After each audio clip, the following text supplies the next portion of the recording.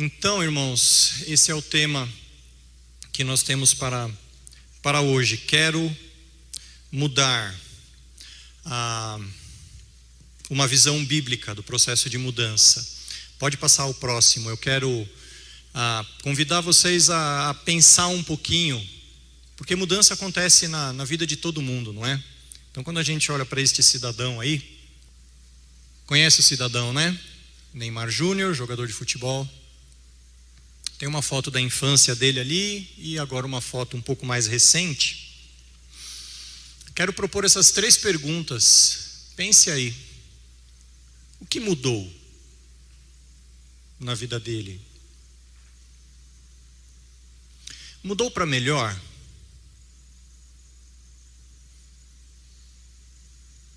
Se sim, por quê? Ou se não, por quê? Pode passar o próximo. Esse outro talvez as gerações mais novinhas não saibam quem é.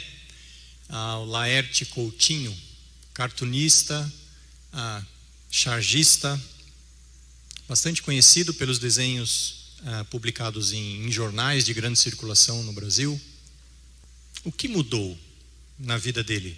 Aquele é o Laerte na época em que ele era reconhecido como Laerte Homem, né? E este aqui é a versão atualizada dele, em que ele se apresenta com outro sexo, né? O que mudou? Mudou para melhor? Por quê? Pode passar o próximo. E se eu pensar na minha vida? Acredite se quiser, aquele lá sou eu, com a minha esposa, mais de 20 anos atrás. Mas você poderia colocar a sua foto ali também. Pensando na sua vida, pensa você há 20 anos, 20, 30 anos atrás. O que mudou? Mudou para melhor? E por quê? Todos nós mudamos. Todos nós mudamos. Todos mudam. Mudamos em várias coisas. Às vezes mudamos para melhor, às vezes mudamos para pior. Mas o que eu quero falar aqui nesse tempo que nós vamos estar junto é o que a Bíblia fala a respeito do processo de mudança. Também creio que todos nós queremos mudar. Tem alguma coisa em você, tem alguma coisa em mim que precisa ser mudado. Algumas coisas. Nós estamos no começo do ano, é comum no começo do ano, não é? As pessoas colocarem propósitos e desafios para a sua vida naquele ano. Vou fazer mais atividade física, vou comer melhor, vou estudar, vou fazer alguma coisa diferente, vou aprender uma coisa diferente. Isso envolve mudança, algumas coisas vão mudar na sua vida. E as motivações são as mais diversas. Cada um tem uma motivação para fazer isso. O que eu quero olhar hoje com vocês aqui é o que a Bíblia tem a dizer sobre o processo de mudança. Será que a Bíblia fala alguma coisa? É claro que fala, porque senão eu não estaria aqui, não é? Mas o que ela fala sobre o processo de mudança? Sobre esse desejo que todos nós temos de querer mudar. Pode passar o próximo. E aí, então, eu quero abordar esses 3 tópicos. Esse é o roteiro desse tempo que nós vamos passar aqui. Por que mudar? Porque a Bíblia fala sobre a motivação correta para a mudança. Então, o que mudar? Se é que nós vamos mudar alguma coisa, o que nós vamos mudar? Então, como mudar? Como é que a gente faz efetivamente para realizar mudanças verdadeiras nas nossas vidas? Pode passar o próximo. Então vamos começar sem mais delongas como por que mudar? Bem, se você está aqui hoje, quero crer que você está interessado naquilo que Deus tem para a sua vida. Talvez você já seja um discípulo de Cristo, então você, atendendo ao chamado do Evangelho, entregou a sua vida a Jesus, e agora você entrou num processo de caminhada com Cristo, em que você vai mudando a cada dia e sendo transformado e renovado a cada dia. Então, a sua motivação, a minha motivação como discípulos, é atender ao chamado de Jesus, é caminhar a caminhada do discipulado com Jesus. E aí então nós estamos falando da motivação da caminhada cristã. O que a Bíblia está falando aqui em termos de motivação para a mudança tem a ver com os grandes mandamentos. E Jesus fala, a grande motivação para nós que somos discípulos de Cristo é que nós queremos agradar a Deus, nós queremos amar a Deus. Então, a principal motivação talvez é nós queremos amar mais a Deus. Mas também nós queremos amar mais ao próximo, porque Jesus disse que este é o segundo mandamento, semelhante ao primeiro. E nós temos também um outro motivo pelo qual nós precisamos desejar, essa é a motivação do nosso coração de precisar mudar, é porque nós temos um problema que se chama pecado, e nós temos que lidar com isso. Vamos olhar cada um deles agora. Pode passar o próximo. Pode passar. Ok, esse é um texto conhecido, não é? Jesus foi interrogado por um mestre da lei. Mestre, qual o maior mandamento da lei? Respondeu Jesus: ame o Senhor, o seu Deus, de todo o seu coração, de toda a sua alma, de todo o seu entendimento. Este é o primeiro e maior mandamento. E o segundo é semelhante a ele: ame o seu próximo como a si mesmo. Destes dois mandamentos dependem toda a lei e os profetas. Esse texto está em Mateus, e Jesus está citando aqui Deuteronômio e Levítico, que dizem exatamente isso: amar a Deus e amar o próximo. Essa é a grande motivação para a mudança que a Bíblia nos apresenta. Pode passar o próximo. E o texto de Josué diz assim: por isso,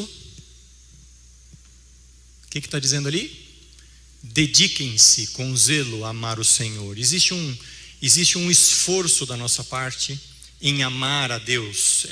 É uma motivação que exige uma ação da nossa parte. Se alguém afirmar eu amo a Deus, mas odiar seu irmão, é mentiroso. Pois quem não ama seu irmão a quem vê, não pode amar a Deus a quem não vê. E aqui nós vemos a grande conexão do primeiro grande mandamento com o segundo grande mandamento. O primeiro grande mandamento, amar a Deus. O segundo grande mandamento, semelhante a esse, amar ao próximo. E aqui a gente vê por quê. Porque se você não é capaz de amar o seu irmão que você vê, muito menos amar a Deus a quem você não vê. Então a gente vê a conexão profunda entre amar a Deus e amar ao próximo. Essas duas são as grandes motivações que a Bíblia apresenta para desencadear o processo de mudança nas nossas vidas. Você quer mudar? Nós precisamos abraçar o amor a Deus e o amor ao próximo. Pode passar o próximo. Não amem o mundo, nem o que nele há. Se alguém amar o mundo, o amor do Pai não está nele. Pois tudo que há no mundo, a cobiça da carne, a cobiça dos olhos, a ostentação dos bens, não provém do Pai, mas do mundo. Então nós vemos aqui que existe essa competição no nosso coração. A competição por amores. O que nos move, o que nos motiva, segundo a Bíblia, são os nossos amores. Então nós seremos transformados por aquilo que a gente ama. A Bíblia fala dessas duas motivações conflitantes: o amor a Deus e consequentemente ao próximo, e o amor ao mundo. Nós precisamos lidar com isso em termos de motivação, porque senão nós vamos desencadear um processo de mudança, mas com a motivação errada. Lembrem-se, todos mudamos. Todo mundo na face da terra muda. A questão é qual é a motivação, o que tem movido esta mudança. E a Bíblia fala que para o discípulo de Cristo, para aquele que quer seguir a Deus, é amar a Deus e amar ao próximo. Pode passar o próximo. Então é isso que nós vimos. A principal motivação que a Bíblia apresenta para nós: amar a Deus e amar ao próximo. Mas tem um problema. Pode passar o próximo aí. A outra motivação é que nós temos que lidar com este problema grave que nós temos, que se chama pecado, por dois motivos. Em primeiro lugar, porque o pecado impede as primeiras motivações que eu falei. O pecado nos impede de amar a Deus.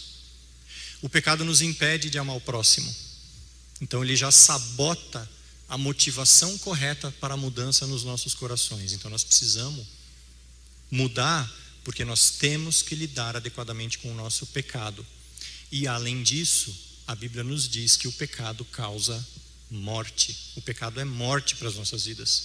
Então não existe talvez motivação maior para nós do que lidar com o pecado, porque é lidando com o pecado que isso vai me habilitar a, no poder de Deus, amar mais a Deus e amar mais o próximo. Pode passar o próximo. Veja lá o texto de Romanos, né? 2 textos de Romanos, capítulo 5 e capítulo 6. Portanto, da mesma forma como o pecado entrou no mundo, por um homem pelo pecado a morte, assim também a morte veio a todos os homens, porque todos pecaram. O pecado é morte para nós, pois o salário do pecado é a morte. Todos pecaram, todos estamos sujeitos à morte. Isso é uma grande motivação para que nós mudemos isso nas nossas vidas. Deus nos chama a mudarmos isso, a revertermos isso. Pode passar o próximo. Como está escrito, não há nenhum justo, nenhum sequer. E o texto de 1 João, se afirmarmos que estamos sem pecado, enganamos a nós mesmos e a verdade não está em nós. Se afirmarmos que não temos cometido pecado, fazemos de Deus um mentiroso e sua palavra não está em nós. Esse é um problema que todo ser humano precisa lidar. Se eu e você queremos mudar, e se o chamado de Jesus em primeiríssimo lugar, o chamado da Bíblia como um todo em primeiríssimo lugar é amar a Deus e amar ao próximo, todos nós então precisamos lidar com este problema chamado pecado, porque o pecado nos impede de amar a Deus, nos impede de amar ao próximo e, portanto, vai provocar processos de mudança com a motivação errada nas nossas vidas. Pode passar o próximo. Mas as suas maldades separam vocês do seu Deus. Seus pecados esconderam de vocês o rosto dele, por isso ele não os ouvirá. Separação, pecado é isso, não é? É separação nas nossas vidas. Separação de Deus e separação do próximo. Olha o texto de 1 João também. Se afirmamos que temos comunhão com ele, com Deus, mas andamos nas trevas, mentimos e não praticamos a verdade. Se porém andamos na luz, como ele está na luz, temos comunhão uns com os outros. E o sangue de Jesus, seu Filho, nos purifica de todo pecado. Que interessante isso, não é? Comunhão com Deus redunda em comunhão uns com os outros. Que tremenda essa palavra. Que bela motivação para a mudança nas nossas vidas. Eu não quero estar separado de Deus. Eu quero estar cada vez mais próximo de Deus. E como resultado, eu quero estar cada vez mais próximo dos meus próximos. Amar mais a Deus, amar mais o próximo. A Bíblia apresenta essas motivações como as motivações para a mudança nas nossas vidas. Então você quer mudar? Vamos lidar com isso. Pode passar o próximo. Entendemos o que a Bíblia fala do porquê mudar. É isso que a Bíblia fala, das motivações corretas para a mudança nas nossas vidas. Mas o que mudar? Já entendi por que eu preciso mudar. Mas agora, Alexandre, o que eu vou mudar? É necessário uma mudança holística nas nossas vidas, como o pastor Gessé costuma usar esse termo, não é? Uma mudança ampla, completa, abrangente, profunda, que envolva todo o nosso ser. Não pode ser simplesmente uma mudança de superfície, uma mudança de verniz. Precisa ser uma mudança que alcance o profundo daquilo que nós somos como pessoas. Então precisa envolver pensamentos, precisa envolver nossos desejos, nossas paixões e então também as nossas atitudes e comportamentos. Eis uma grande diferença do que a Bíblia fala a respeito de mudança. Quando as pessoas falam, eu quero mudar. Na maior parte das vezes, as pessoas quando dizem um negócio desse, elas querem ser um pouquinho melhores em alguma área superficial da sua vida. Não que isso seja errado, mas são coisas boas. Eu quero ser mais magro, eu quero perder peso, eu quero ganhar peso, eu quero perder massa, eu quero ganhar massa, eu quero trabalhar mais, eu quero trabalhar menos. Essas coisas todas têm o seu lugar, e na sabedoria de Deus para as nossas vidas, elas precisam encontrar um equilíbrio, a gente precisa tê-las. Todos nós precisamos ter alguma coisa melhor na nossa vida, mas todas elas estão na superfície. Eu preciso ser menos explosivo, eu preciso ter palavras menos ríspidas, eu preciso ser menos crítico, ou então eu preciso demonstrar mais carinho para com meu filho. Todas essas coisas são ótimas, mas elas estão na superfície das nossas vidas. O que a Bíblia fala é que elas precisam acontecer, mas para que elas aconteçam, algo mais profundo precisa ser tocado. Pensamentos, desejos e paixões e atitudes, e então comportamentos. É aquilo que a Bíblia chama do nosso coração. O processo de mudança precisa tocar as coisas que estão lá no fundo do nosso coração. Pode passar o próximo. Quem vive segundo a carne tem a mente, os pensamentos, as cogitações internas do coração, a mente voltada para o que a carne deseja. Mas quem vive de acordo com o Espírito tem a mente voltada para o que o Espírito deseja.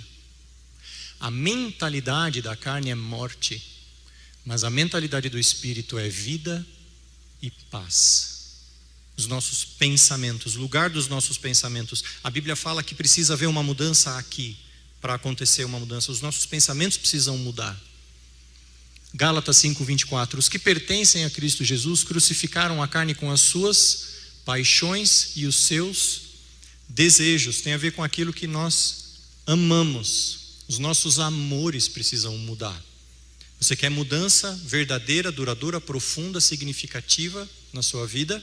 Agora que você entende a motivação correta de amar a Deus, amar o próximo, lutar contra o pecado, então nós precisamos mudar pensamentos e amores, paixões. Pode passar o próximo.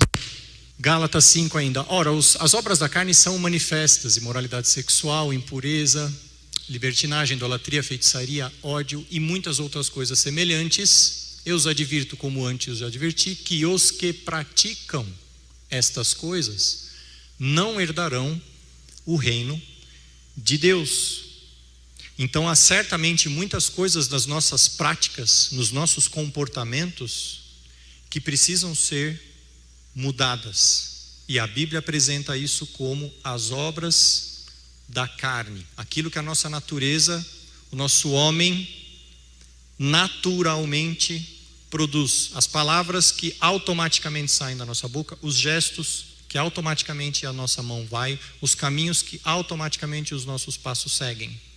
Nós precisamos mudar a nossa natureza. É necessário ter uma mudança de natureza nas nossas vidas. Pode passar o próximo. Mas o fruto do Espírito é amor, alegria, paz, paciência, amabilidade, bondade, fidelidade, mansidão, domínio próprio. Contra estas coisas não há lei. Se vivemos pelo Espírito, andemos também pelo Espírito. O andemos no sentido de vida, no sentido daquilo que nós fazemos, os nossos comportamentos, as nossas atitudes, as palavras que saem da nossa boca. E o texto de Tiago, tremendo: pensem nisso, pois quem sabe que deve fazer o bem e não o faz, comete pecado. Essas são coisas que precisam mudar na nossa vida. Se você diz, eu quero mudar, então eu preciso lidar com estas coisas. Os pecados que eu efetivamente faço intencionalmente, e aquilo que eu peco por não fazer. Se eu poderia abençoar alguém com uma palavra de encorajamento, mas eu não faço, eu pequei. Não amei, eu desamei. Se eu poderia fazer um bem fisicamente, materialmente, emocionalmente, relacionalmente, e não faço, eu pequei por omissão. Isso precisa mudar na minha vida. Este é o julgamento. A luz veio ao mundo, mas os homens amaram as trevas e não a luz, porque as suas obras eram más. Quem pratica o mal odeia a luz e não se aproxima da luz, temendo que suas obras sejam manifestas. João 3,19. Interessante, são 3 versículos depois de João 3,16. O que João 3,16 diz? Que Deus tanto amou o mundo. E o que João 3,19 diz? Mas os homens amaram as trevas. O problema não é que a gente não conhece a Deus. O problema é que a gente não ama a Deus. É que a gente ama mais o mundo. Então, estas são coisas que precisam mudar. Coisas que a gente pratica, coisas que a gente ama. Então, entendemos, em primeiro lugar, Qual a motivação correta que a Bíblia nos apresenta para mudarmos alguma coisa, seja lá o que for?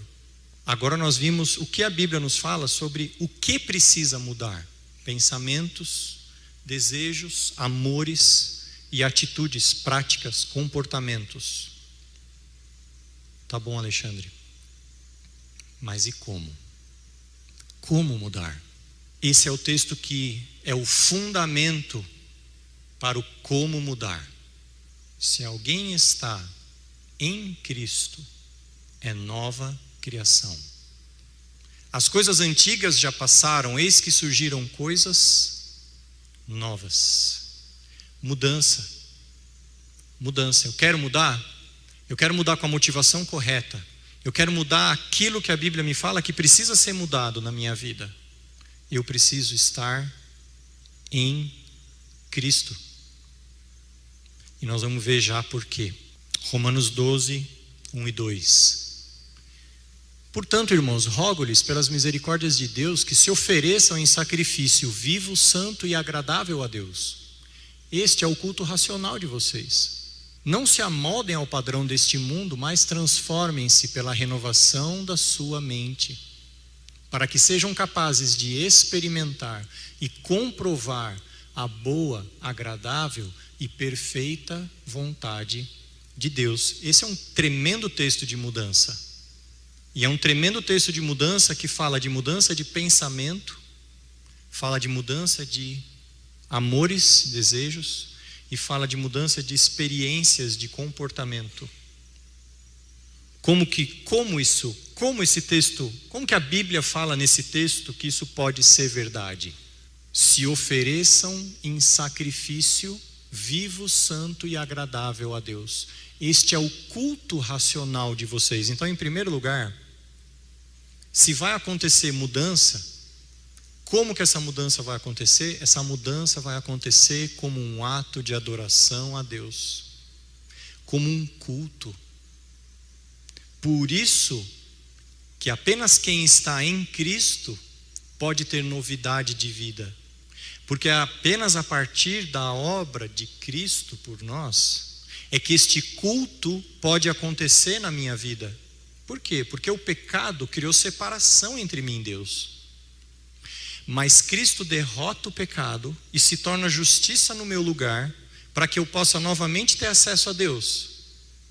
Então este culto se torna possível na minha vida. Então esta mudança, a mudança de mente, a mudança de amores, a mudança de atitudes, como uma forma de culto, um sacrifício vivo, santo, agradável a Deus, só é possível na mediação de Cristo. Isso é o que a primeira parte do texto fala. E aí então ele diz: não se amoldem ao padrão deste mundo, mas transformem-se pela renovação da sua mente. Renovação da mente, novidade de vida, novidade de pensamentos, a partir de um culto que busca amar mais a Deus e, como consequência, amar mais o próximo. Deu para entender a conexão da motivação da mudança com agora o como mudar? Eu mudo na medida em que eu adoro a Deus. Eu mudo na medida, o método que Deus aplica na minha vida para que eu possa mudar, segundo a Bíblia, é a adoração. Eu vou oferecer a minha vida como um ato de adoração a Deus. Como resultado disso, eu vou poder amar a Deus e amar o próximo. João 15, 4 e 5. Jesus diz: permaneçam em mim e eu permanecerei em vocês. Nenhum ramo pode dar fruto por si mesmo, se não permanecer na videira. Vocês também não podem dar fruto se não permanecerem em mim, em Cristo. Eu sou a videira e vocês são os ramos. Se alguém permanecer em mim e eu nele, esse dá muito fruto, pois sem mim vocês não podem fazer coisa alguma. Por isso que o método da mudança só é possível para quem está em Cristo.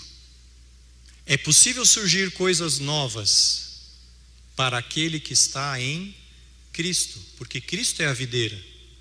E se eu não estiver conectado na videira, eu não posso fazer coisa alguma. Nem em mim, nem no próximo. Eu não posso amar Deus, eu não posso amar o próximo. Isso só é possível em Cristo. Romanos 8,13. Pois se vocês viverem de acordo com a carne, a nossa natureza, o nosso jeito padrão de viver, o jeito que todo ser humano nasce vivendo, a carne.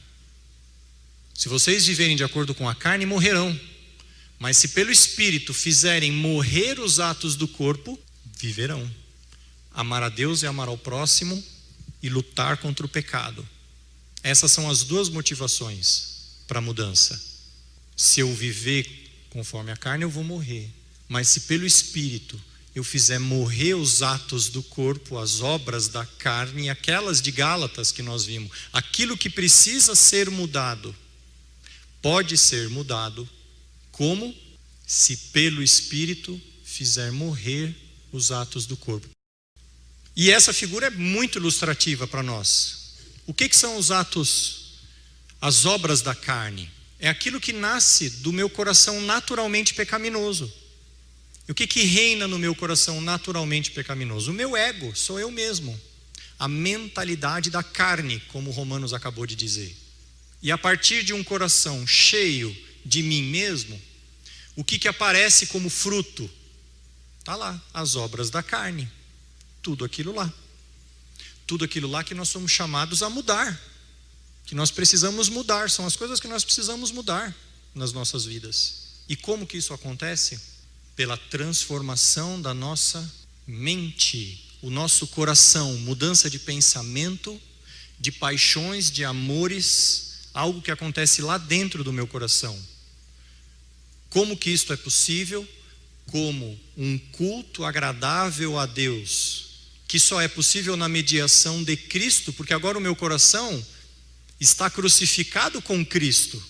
Não é mais o meu ego que domina no meu coração. Então agora o que precisa dominar o meu coração é a mentalidade do Espírito, que o próprio Deus outorga na minha vida, quando eu aceito a Cristo. Então, a partir da mentalidade do Espírito, começam a aparecer o fruto do Espírito. Vem de dentro para fora. Ali nós vemos o que precisa ser mudado e para onde nós precisamos ir. Eu quero mudar, você quer mudar? Aquilo ali precisa mudar na minha vida. É contra aquelas obras ali que eu preciso lutar. Combater o bom combate da fé, como Paulo diz. E como é que eu faço isso? Como é que eu luto um bom combate? Qual é a arma que o Espírito usa no combate? A espada. Como é que nós vamos fazer morrer as obras da carne?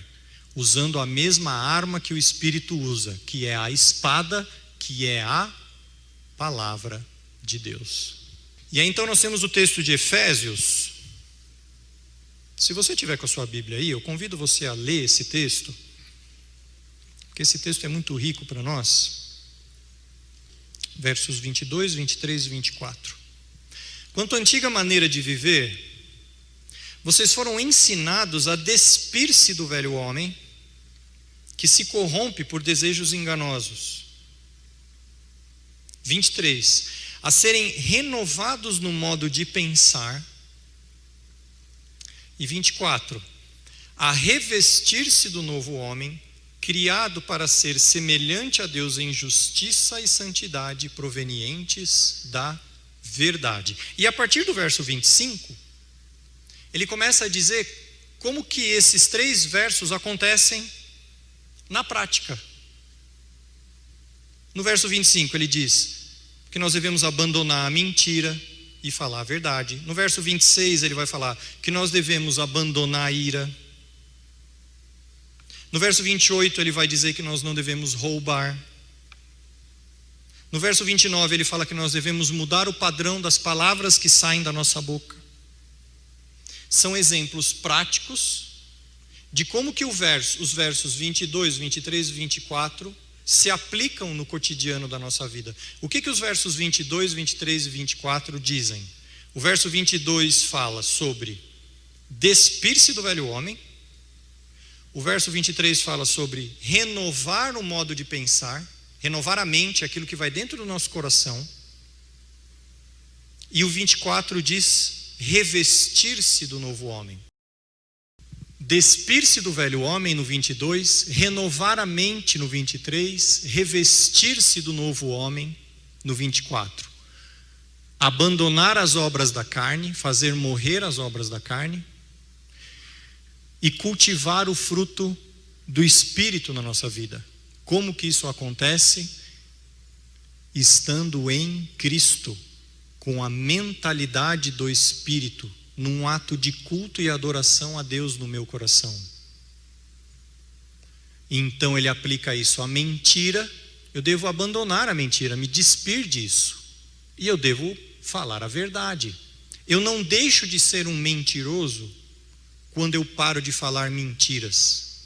Eu deixo de ser um mentiroso quando eu começo a falar a verdade. Porque quem para de falar mentiras é simplesmente um mudo. Romanos fala para a gente não usar os membros do nosso corpo como instrumentos de injustiça, mas para nós usarmos os membros do nosso corpo como instrumentos de justiça. Eu quero usar a minha boca como um instrumento de justiça, falando a verdade. E o que me motiva? Amar a Deus e amar o meu próximo. Se nós somos membros de um mesmo corpo, Deus me alcançou, me salvou, me regenerou, me colocou na igreja, me enxertou na videira. Agora eu vivo numa comunidade de irmãos onde nós somos membros uns dos outros. Se eu adoeço, meu irmão adoece junto comigo. Se ele está forte, eu fico forte junto com ele. Neste novo espírito de pensar a vida, eu abandono a mentira e passo a falar a verdade em amor. A mesma coisa com relação à ira. Eu ganho uma nova dimensão. Eu entendo que eu preciso lutar contra as obras da carne e não dar espaço ao diabo na minha vida, que veio para matar, roubar e destruir. Me impedir de amar a Deus e amar o próximo. Com esta nova mentalidade, com este novo amor na minha vida, eu quero amar a Deus. Eu vou me despir da ira e eu vou passar a ser um pacificador. Jesus disse: bem-aventurados os pacificadores. A mesma coisa, eu vou parar de roubar e eu vou trabalhar. Por que eu vou trabalhar? Porque eu quero ganhar mais dinheiro? Não, porque eu quero amar mais a Deus e amar mais o meu próximo. Como que eu posso amar mais a Deus e mais o meu próximo? Através do meu trabalho. Eu posso abençoar a vida de alguém que tem menos do que eu.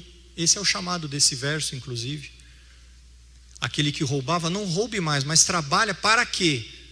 Para enriquecer? Não, para que tenha com quem compartilhar. Para que possa abençoar o outro, para amar o próximo. E amando o próximo, isso seja um ato de adoração a Deus. Esse é o processo de mudança. A mesma coisa, palavras torpes, palavras que fazem mal. Que luta nossa, não é? Quantas vezes a gente sai da nossa boca palavras que não fazem o bem a quem está ouvindo, geram uma azia, um mal-estar, um desconforto. Quem ouve não é enriquecido com aquilo, é empobrecido. Vamos se livrar disso e passar a falar palavras que transmitem graça, que edificam, que construam, que não leve a pessoa para baixo, que leve a pessoa para cima. Por quê? Porque agora a minha mente é a mente da graça, a graça com a qual eu fui alcançado e que eu quero refletir como ato de adoração. Eu vou amar a Deus e amar o meu próximo. Esse é o método bíblico de mudança.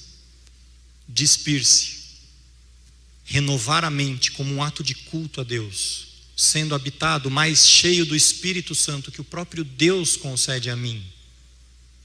E então me revestir do novo homem, coisas novas. As coisas velhas precisam ficar para trás e precisam surgir coisas novas, que isso seja uma verdade na vida de cada um de nós, amém, meus irmãos?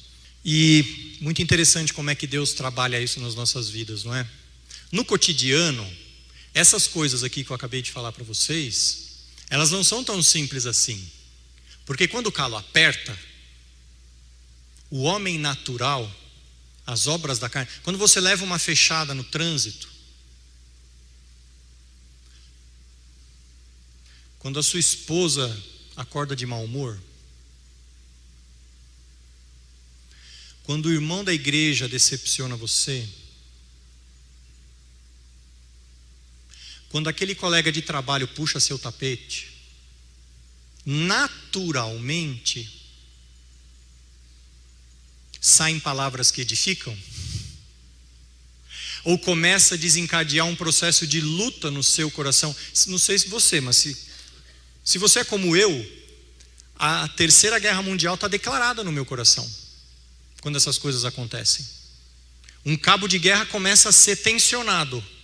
A carne do velho homem, o velho Alexandre, puxando para um lado, e o espírito puxando para outro lado. O espírito falando graça, amabilidade, paciência, mansidão, domínio próprio. E a carne do outro lado falando desgraçado, desgranhento, eu te pego, eu me vingo, espera para ver o que vai acontecer, ai de você. Não é? Credo, do Senhor é a vingança, que Deus me livre disso. Mas esse é o Deus da graça, que opera nas nossas vidas para produzir transformação. Então, quando essas coisas acontecem, quando o calo aperta, as situações permitem que essas coisas que precisam ser transformadas na minha vida venham à tona. E aí eu posso ser um instrumento de bênção na vida do meu irmão. A minha esposa é um instrumento de bênção na minha vida quando ela acorda de mau humor. Nossa, Alexandre, isso é muito louco. O cristianismo é muito louco. Porque Deus coloca a gente num corpo, aqui assim, com pessoas complicadas, se espetando uns aos outros, para que aquilo que precisa ser transformado no coração de cada um de nós venha a ser revelado, para que o Espírito venha e traga transformação, para que nós possamos despertar para aquilo que precisa ser deixado, aquilo que eu preciso me despir, aquilo que precisa ser renovado no meu jeito de pensar, nos meus amores, nos meus desejos, as minhas preferências, as minhas paixões, e aquilo que então eu preciso me revestir como uma nova criatura, no poder do Espírito, não na força do meu braço, mas no cumprimento da promessa que Deus fez de que Ele ia completar a boa obra que Ele tinha começado um dia. Isso vai acontecendo na medida em que a gente se espeta. Por isso, fugir do relacionamento é fugir de Deus. Fugir do confronto e do convívio, da comunhão, é fugir de Deus, é brigar com Deus, é lutar com Deus.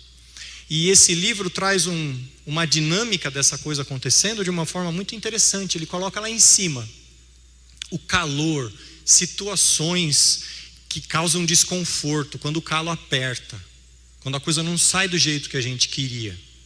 E naturalmente o nosso coração, que ainda tem resquícios do velho homem, o meu ego, as obras da carne, produzem aqueles espinhos feiosos ali.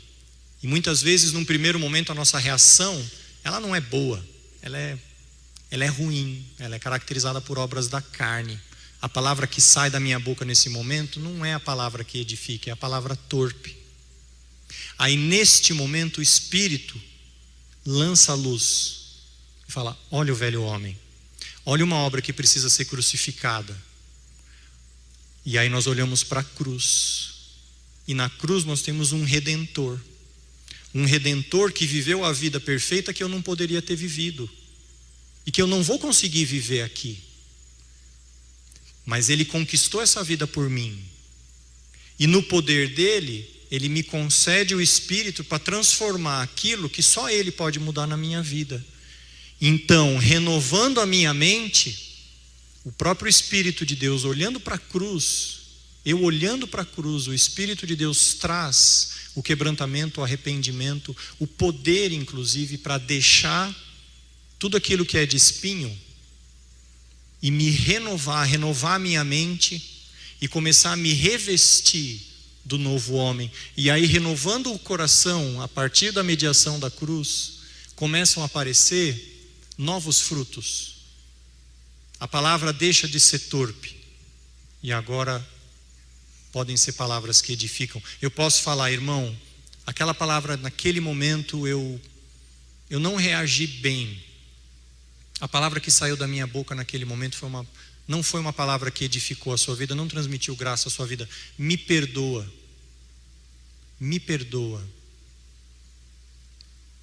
Eu quero restabelecer o amor a Deus entre mim e você. E o fruto do Espírito começa a aparecer. E esse negócio vai girando na nossa vida dia a dia. E Deus vai trabalhando nas nossas vidas dia a dia. Tantas e tantas pessoas nas nossas comunidades cristãs se incomodam tanto com isso, mas é justamente o método que Deus usa, que a Bíblia diz que Deus usa para moldar as nossas vidas, no uns aos outros. É no uns aos outros que essas coisas vão acontecer. Esse é o método de Deus para a mudança. Você quer mudar? Eu quero mudar. Esse é o método. Esse é o método que Deus propõe, o método que a Bíblia apresenta para mudança profunda, consistente, verdadeira nas nossas vidas. Pode passar o próximo. E esse é o esqueminha final que eu quero mostrar para vocês. É isso que o Espírito Santo está fazendo em nós. Está vendo o escultor ali e uma pedra toda feiosa? Essa pedra feiosa sou eu e você, são as nossas vidas. E o escultor é o Espírito Santo. O Espírito Santo, ele usa circunstâncias, desafios, às vezes tempos de bênção, para moldar as nossas vidas. E como é que ele faz isso? Através do principal instrumento dele, que é a palavra. E às vezes ele literalmente faz isso mesmo, não é? Como está na imagem, ele martela a palavra na gente, talvez como tenha feito nesses minutos aqui. Talvez o Espírito Santo tenha usado alguns versos desses aqui para martelar na sua mente, na minha mente, no seu coração, no meu coração. E assim ele vai nos moldando no poder dele, na graça dele, na mediação dele. Você quer mudar? Eu quero mudar. A Bíblia fala por que mudar, a motivação correta para mudar. A Bíblia fala o que precisa ser mudado. E a Bíblia fala como mudar. Já que é o Espírito Santo que promove essa obra sobrenatural nas nossas vidas, e ele faz isso através da sua palavra, que verso tremendo para amarrar tudo isso que nós falamos. Na prática, habite ricamente em vocês a palavra de Cristo. Ensinem e aconselhem-se uns aos outros com toda a sabedoria e cantem salmos, hinos e cânticos espirituais com gratidão a Deus em seus corações. Colossenses 3:16. Que toda essa palavra que nós vimos aqui, nesses breves minutos, possa frutificar na vida de cada um de nós e promover a mudança que Deus quer ver na vida de cada um de nós. Amém?